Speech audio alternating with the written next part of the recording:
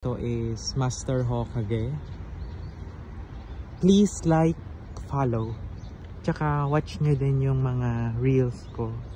Kasi masaya din naman siya.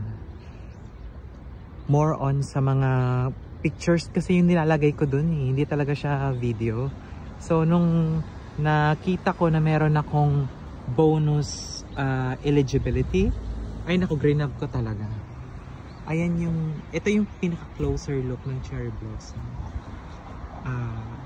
Di ko alam kung lalagyan ko to ng background music. Pero ang ganda kasi niya eh.